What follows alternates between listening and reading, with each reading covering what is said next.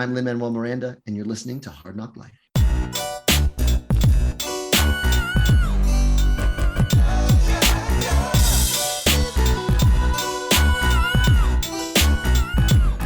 Well, it's the NOC in full color. You see me? The Hard NOC Life. Comics, movies, and TV. Welcome to Hard NOC Life. I'm Keith Chow, joined by a very special guest co-host. Brittany is off this week. She's celebrating her birthday, but I did bring on a special guest co-host. You know him as the host of The Middle Geeks.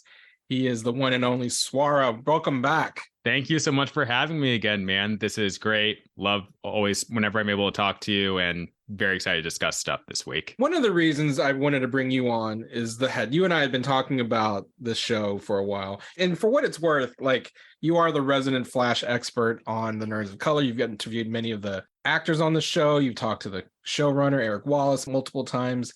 And it's the end of an era on the CW. The Arrowverse is officially dead. I said this on Hard NOC Life last week to Brittany that, you know, it's bittersweet because, like, the Nerds of Color is almost intertwined with the Arrowverse, or at least the Flash in particular.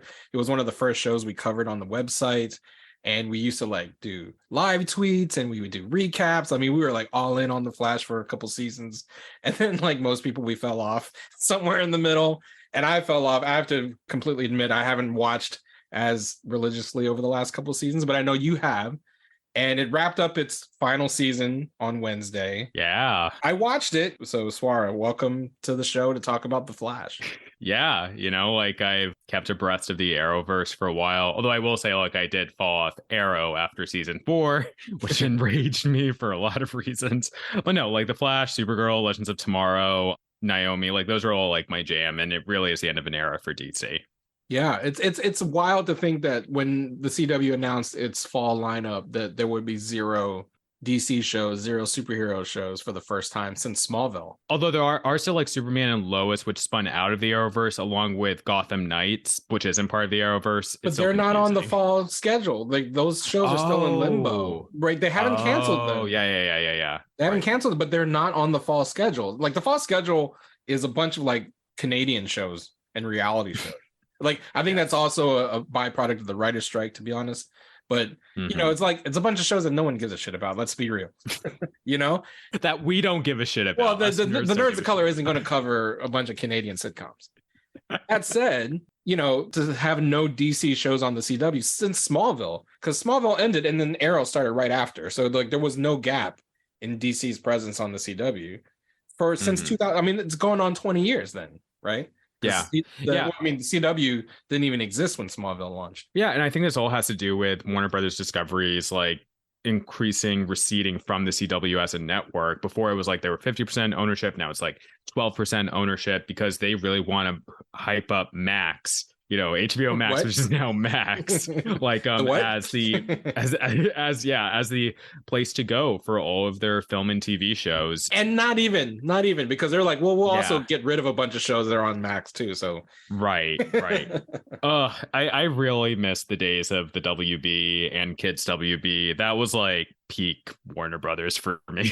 Well, I mean, not to digress into a whole HBO Max thing, but like, you know, you and I have been on this same soapbox for a long time that, like, people talk about why drop the HBO brand, but the HBO brand was never the brand.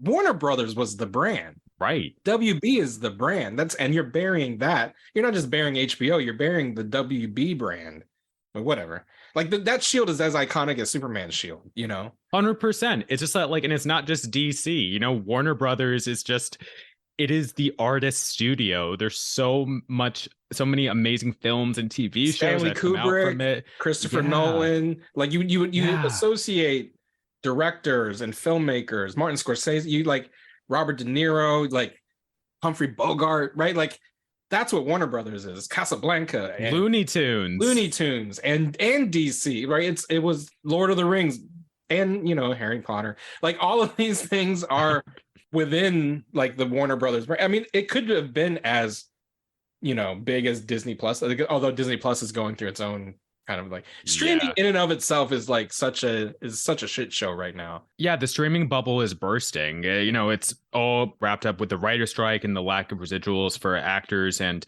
writers, and it's as though like these executives in these studios overpromised with streaming of what they would provide for wider audiences, but they didn't think through of, how are we actually going to pay our creatives? How are we going to make this sustainable in the long term? We're going to try to skirt through it, and now it's resulted in the writer strike. I think there's increasing potential for an actor strike, maybe director strike. Talking about Max, the other thing they fucked up on this week is that they've consolidated writers, directors, producers into like this amorphous creators thing on Max. And folks who may not be aware, those credits on movies and TV, like, people always wonder, like, why do they list the director last? Why does the writers come like second to last? Like, there's this negotiated order by which the credits appear on screen, and that's through negotiation. That's one of the reasons the guilds exist, is to make sure writers get the proper credit. Sometimes you see like 7 screenwriters on a thing. It's because that's all been negotiated. All of that was thrown out the window with Max, where they were just like, these are all just content creators, and we're just going to put them in this like bubble over here. Thankfully, though, I will say the Directors Guild and Writers Guild did like issue out statements, and thankfully Max receded that, so now it does properly credit them. But yeah, it was like a huge fuck up. It was really bad. I mean, Max is like fuck up after fuck up. It's actually hilarious. And what sucks too, again, I said I was going to get off my soapbox, but like, as much as I didn't like the name HBO Max, I felt like the user interface of the app was so good, and the content library was so good. The user interface, I don't know if you've been on Max in the last few days, but it's not good. It's just like infinite scrolling. It's bad. Yeah, I haven't explored it that much. And they got rid of all of the special features. Oh, yeah. Like, it used to be when you pulled up the Batman, you would have like 6 or 7 like behind the scenes documentaries. Oh, no. Well. They're all gone. No more special features. So, and hey, but I don't care, because I have the 4K Blu-ray in a steelbook on my shelf. That's why physical media is always king. Don't rely on the streamers. Get physical media. No, like seriously, after I saw that Warner Bros. Was pulling stuff off HBO Max, I was like, okay, I'm going on. I'm sorry, like it's just because they have great deals. I went on Amazon and I got all of the DCAU Blu-rays. I was like, they're not going to catch me unawares. Like, so yeah, got my physical media. Absolutely. Yes, own physical media. Anyway, that said, we are not here to mourn the loss of HBO Max. We're actually here to mourn the loss of The Flash on the CW, Barry Allen and crew. I will also say, because I fell off for a few seasons, that the finale itself, there were some high points and there were some really, really, really, really low points in that episode. And this is going off the fact that like 3 episodes back, when they kicked off the 4-part finale, I even said on this show that my nerd poppin' for that week was The Flash, because episode 1 of the 4-part finale, I forgot the name of that particular episode, but it's the one where Barry goes back in time and hangs out with his parents and actually revisits the night his mother was murdered. That was the most beautiful episode of The Flash I've seen in a long time. It brought me back. I was like totally invested in The Flash again. And then the next 2 episodes were like clunkers. And then the finale was like mostly bad. I mean, there was like maybe 1 or 2 good things. But, again, as someone who's fallen off The Flash, you've been with it all through 7, 8, and 9. So how did you feel about not just the last episode, but that whole 4-part finale? I agree with you. There were definitely high points and low points. The high points being on actually focusing on the main character of Barry Allen, the Flash, his wife, Iris, and their future together, their past together, like the core emotional beats of those stories. That is where The Flash as a TV show has always worked. Unfortunately, Team Flash is yeah, and I say this with like no disrespect to the actors who put in tireless work into this. It's just that there's so much detraction from the core of what made The Flash great, and there were so many storylines.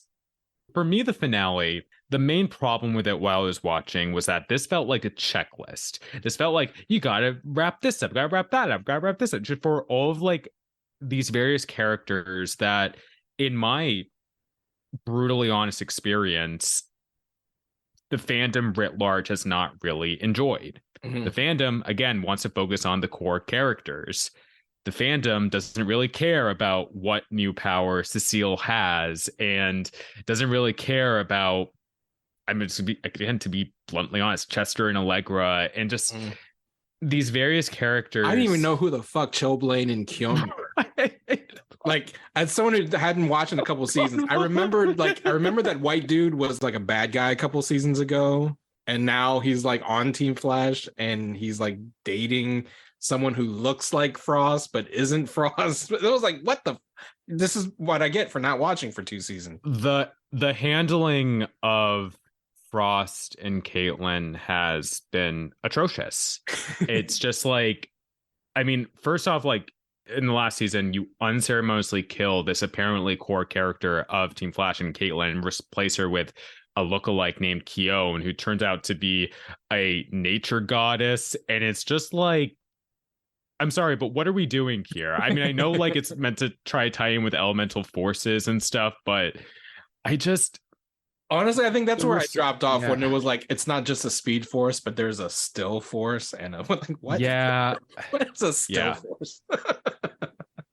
It's like, is that when Drax is eating Zark nuts? That's when he becomes the still force? Is that what that is? I could appreciate some of what they were doing in that storyline, especially appreciate Michelle Harrison playing the like incarnation of the Speed Force. We got a lot of really great Dark Phoenix vibes from her that season. I thought that was good because that still relates to Barry and Iris, even though like the point when they were referring to the forces as their children, I was like, okay, I think it's a little clunky here. And again, I'm a West Allen fan. I love like, you know, everything that focuses on them, but like I want them to have the best material. And I again, in the last few episodes, I think they really did. I think the birth of Nora was such a wonderful, like, sincere moment. Grant and Candace gave such amazing performances as they always do in that. But again, you know, you make a good point about West Allen that in Mm-hmm. if you look at the 4 episodes that ended the series and count up the minutes that Barry and Iris are on screen, it's not much. It really isn't. I heard Grant got COVID during like the filming of the finale, and maybe that's why he's not in it as much. But Oh like, no. either way, though, like this didn't come off as like, oh, Grant got COVID. It came off as like we were going to write all these scenes for a bunch of side characters no one cares about, and Iris was really sidelined for the whole finale. Yup.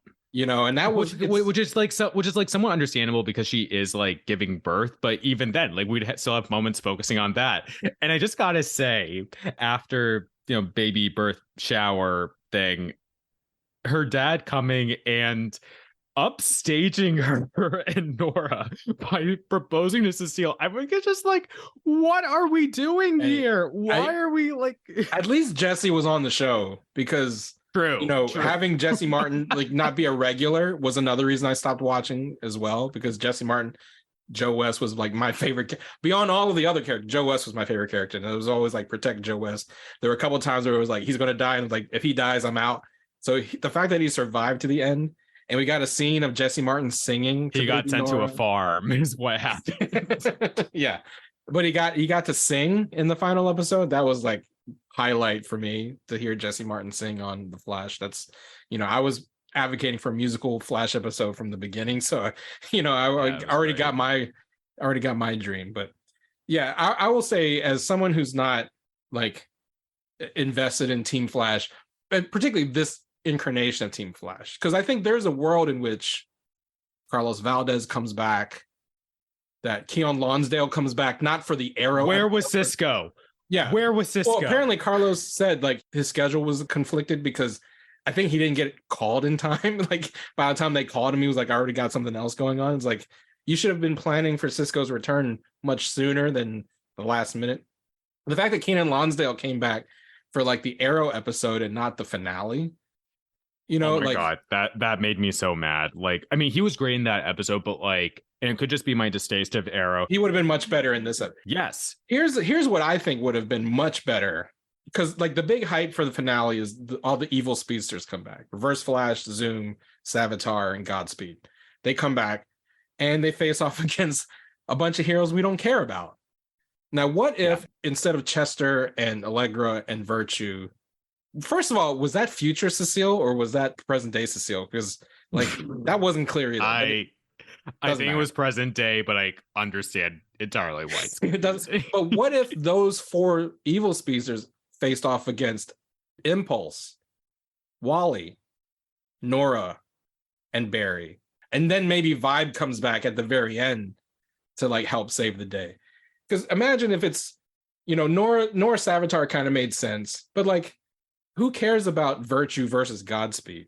What if it was Godspeed versus Impulse? That would have made sense based on their story. What if it was Zoom versus Jay Garrick? Yeah. Jay Garrick and Zoom should have been the conference, because they brought back John Wesley Shipp for like a 5-second cameo. He should have been facing off against Zoom, considering what Zoom did to him when he was the main baddie of that. Like that kind of thinking is where I hate it when fans are like, I have better ideas than the writers, but like, I think that's a better idea than what the writers did. What you're doing is you're focusing on the actual continuity of the characters and what they actually mean to each other in the like long span of the show, and thinking of something that is emotionally and thematically fulfilling. And we just didn't get that with this finale. Like, I'm sorry, outside the West Allen stuff, but even that was super limited. And I think on the whole, I've been invested in this series and most of the Arrowverse for so long. I'm a lifelong DC fan. I know you are too. And I really loved the Arrowverse for a lot of what it did. I love Batwoman as well. That's another one I want to shout out. Like, ended way too early. It's like the Arrowverse did some really great things. They also did some really bad things. And I think I just like really wanted to like stick out the Flash specifically. I wanted to support Candace Patton. I wanted to support the character of Iris West Allen after all the like racist abuse, like the character is gone, but also like, Candace is a fantastic actress. I can't wait to see what else she does from here. I've heard a rumor that she's met with A24, the studio, to potentially star in something there. And I'm like, yes, please give her something like where she can really shine in. I think like, while I am glad that it's over. I think like so many Flash fans rejoiced on the announcement that season 9 would be the last, which sounds terrible to say, but it's because this show had frankly run out of a lot of steam and like was starting to like wrap up essentially the lifetime storylines of these characters, of the core characters. So I feel a sense of relief. I also feel a bit deflated because of some of the mediocrity of this finale. And, I'm sorry, like to the writers, this is our honest opinion. And like, we just want these things to be the best we can do. We critique out of love as always. Yeah. Yeah, no, I mean, at the very least, like they gave us 1 out of 4 because that first episode with Barry going back in time and spending time with his parents, and particularly like, before we figured out the whole Eddie Thawne mystery, when it was still like, what's going on with Eddie? Like, to me, that was such a beautifully made episode of Flash. Like, I put it up there with some of the best episodes of the Flash, really. To follow with like 3 episodes of very kind of, it just felt rushed. I mean, I guess that's where you get with most series finales. Like no series finale is perfect. I mean, the Smallville series finale was kind of trash. Let's be real. Like as much as I love Smallville, Clark facing off against Lionel as a smoke dark side was just kind of like, Yeah, bad. my thing with Smallville is like, why are we including all these classic Superman villains so early? But that's that was my problem with Gotham episode. too. that was my problem with Gotham, that like 10-year-old Bruce Wayne is facing off against all of these like fully formed villains before he's Batman. It makes no sense. They're all a reaction to him being Batman, not the other way around. But I digress. Anyway, it's kind of perfect timing though, because even in all the Warner Brothers marketing of the Flash series finale, you're getting all of this Flash movie content now, and the timing works out that one Flash dies, another Flash lives, which is kind of like de rigueur for the Flash. But one thing that I did find interesting about the end of the Flash episode was it does like speak to a future that's not related to the movies, but it kind of births these 3 new speedsters, which I was just, like, I get what they're doing, like Jess Chambers, Max Mercury, and Avery Ho. I just thought that was an interesting end because, like, why would you tease these 3 speedsters that we're never, ever going to see? It just felt very tacked on, to be quite honest. Like, I love Jess Chambers in the comics. Like, they are a fantastic character, and especially in the comics written by Danny Lore, shout out to them. It's called Teen Justice, so get it wherever you get comics. But Yeah, I just like what. So I guess the point was like Barry doesn't need to share the burden of being a superhero alone. But again, there's we a already Justice have League. Team Flash. Like there's a Justice League apparently. Like just what are we doing here? I don't understand. It really felt like the writers were trying to throw things at the wall here. And It's like I feel like they forgot about Wally. Like anyway, they refused to pay Keenan Lonsdale. That's what happened. that's what it is. Well, the Flash is dead. Long live the Flash. So we're going to take a break. When we come back from the break, I actually, this weekend, we're recording this right after we watched the Flash finale. It's the weekend before Little Mermaid comes out for everyone to see. But Swara, you got to see the Little Mermaid already. So I know last time you were on the episode, we talked about it. So after the break, when we come back, I want to hear your thoughts on the Little Mermaid. So Brittany, Yes. you're a big fan of Paramount Plus, aren't you? Oh, I am indeed. That is the home of one of my favorite shows, which I know some people I've talked about it. Yeah, you're not the demographic. I know I'm not the demographic, but the show I'm talking about is obviously Yellowstone. If you don't know, I love Yellowstone, and it's literally one of the most I'm saying I know a lot of people oh, it seems like it's for rednecks or something like that. I promise you, the drama is so good. It's just, and if you're a fan of Twilight, there's an actor from Twilight that's on there. Well, it's one of the biggest shows in the world. Yes. And it's got these great spinoffs, right? Because isn't 1923 a spinoff of Yellowstone and 1883? Am I getting those years correct? No, it's 1923. I'm not there yet on the spinoffs. But it's got Harrison Ford and Helen Mirren. Yes. It's crazy that those are actors you get for TV shows. Tim McGraw and Faith Hill are on the 18 one, if you are a country fan, which Tim McGraw is honestly a really great actor. I don't know if you've ever seen Friday Night Lights, but he's a great actor. So they're great. Those are great things to check out. I have to wait for my mom and brother to watch it because we are such a fan of the show. Teen Wolf is also on Paramount Plus, and they released a new movie with Tyler Hoechlin is in it and back. So I'm excited to watch that finally when I get around to it. I know it's been 2 months now, but it's hard to coordinate our schedules. Well, the reason we're bringing up Paramount Plus is that if you click on the link in the description to this podcast, you can actually stream Paramount Plus for 1 month for free. We're just excited that we get to share Paramount Plus with all of our listeners. So click on the link that you see in the description and stream Paramount Plus for free for a month. Try it. If you don't like it, you can cancel. But if you love it, if you love Yellowstone, Teen Wolf, Star Trek, all of the Star Treks are on Paramount Plus. Do that, and you'll help us out in the process. So I have to admit, last time you were on the podcast, we kind of badmouthed The Little Mermaid a little bit. We talked about how Flounder and Sebastian and Scuttle were kind of nightmare fuel. And we talked about Disney should stop doing the photorealistic CGI animals. That said, right after we did that episode, I watched Guardians of the Galaxy, and a raccoon and an otter made me cry. So photorealistic animals is not the problem necessarily. But you got to see The Little Mermaid. I have not seen it yet. It is out in theaters now.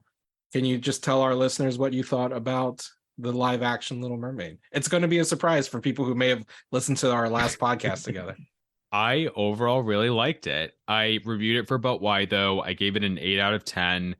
Halle Bailey, as expected, steals the show. She is luminous as Ariel. Her voice is incredible. She has great acting skills. She just keeps you glued to the screen whenever she's on there. She perfectly captures the spirit of what the original creators of Ariel, namely Howard Ashman, Alan Menken, Jodie Benson, and the directors of the animated film, made, and just breathed even newer life into it. And I also really liked Jonah Howard King as Eric, giving him a lot more, not everything in the writing necessarily worked for him, but his performance was so strong and gave him really great parallels with Ariel. I thought that was really great.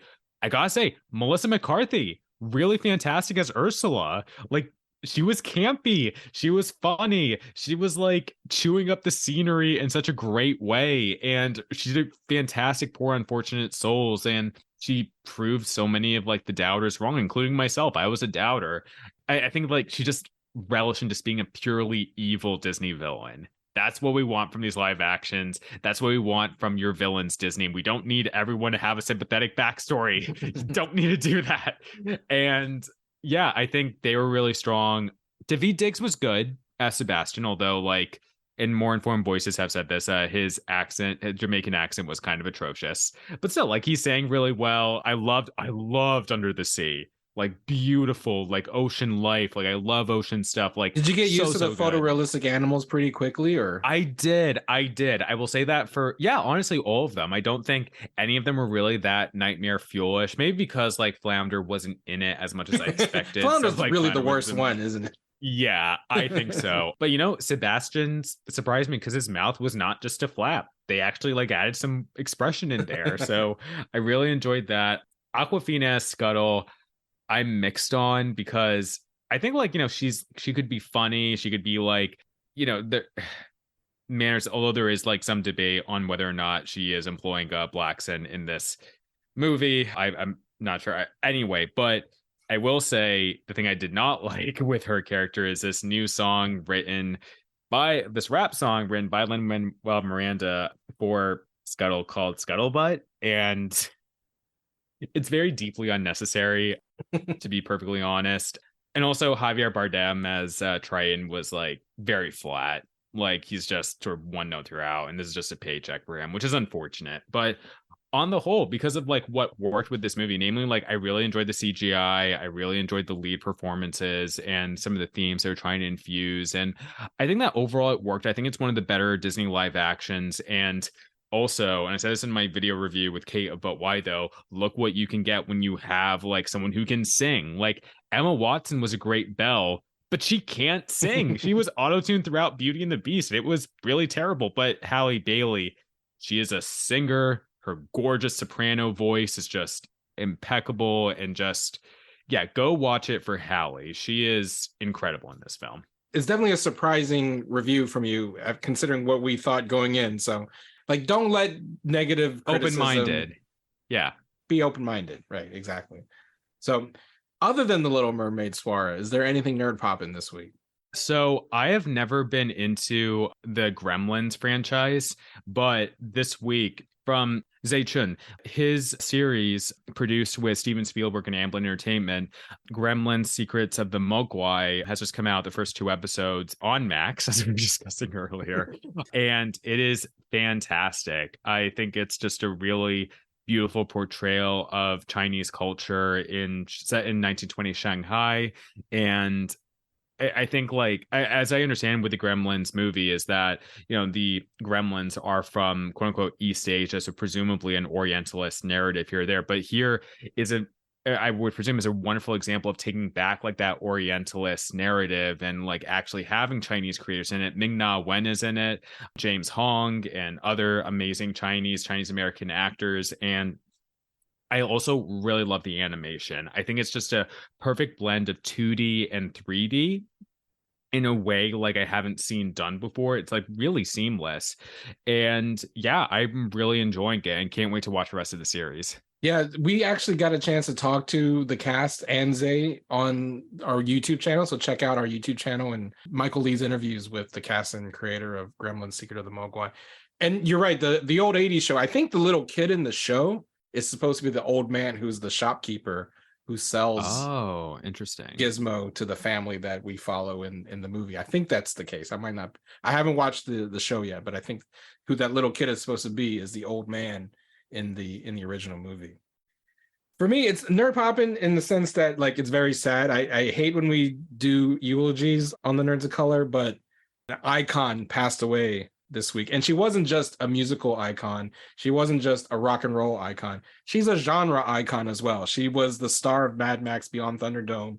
And again, the queen of rock and roll herself, Tina Turner, passed away at the age of 83. And it's one of those things where it's like a light has just gone out in the world. Even if she hadn't put out music in decades, the fact that Tina Turner is alive is what helps the world go around, and that she's not with us anymore and she's with the ancestors is a sad thing. But hopefully people are rediscovering her discography, rediscovering her musical catalog, and at the very least go watch Mad Max Beyond Thunderdome because she's awesome in that movie. And she's definitely part of the Nerds of Color pantheon, having been in that. And plus Angela Bassett played her in the amazing What's Love Got to Do with It movie, the original What's Love Got to Do with It. I know you talked to a bunch of people in a new version, a movie with that same title, but not about Tina Turner. But R.I.P. Tina Turner. Rest in peace, Tina Turner. I know a lot of people say rest in power, but for Tina, I want her to rest in peace because she's deserved it.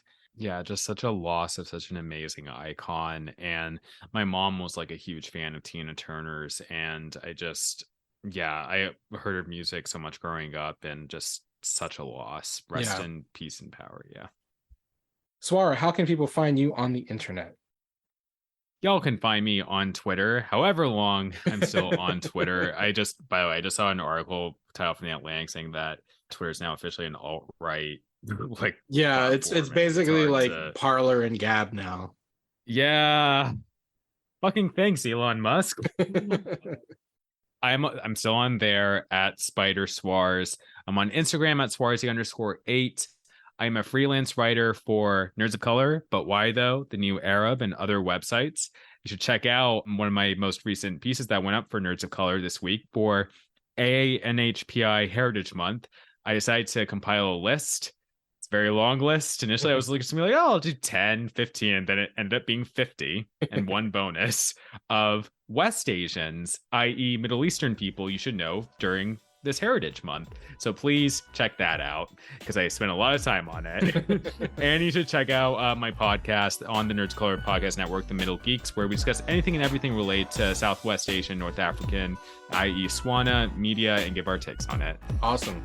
You can find me on that death site Twitter as well, at the real chow, _real_chow, and on Instagram at real Keith Chow. Follow the Nerds of Color on every platform at the Nerds of Color, and go to hardknockmedia.com to find this podcast as well as the Middle Geeks and all the podcasts in the family, and give us ratings and reviews if you do. Subscribe to our videos at youtube.com/the Nerds of Color, and support us on Patreon at patreon.com/the Nerds of Color. Buy our merchandise at tpublic.com. Search for the Nerds of Color. And that's it for the Hard NOC Live this week. Until next time. So when are we going to get into the Speed Force? Like during the movie, we're going to run into the Speed Force, right? Yeah. And recreate that iconic moment. Now that one Flash is over, another Flash is starting. The Oscar-winning moment where he... The Oscar-winning Speed Force, yes.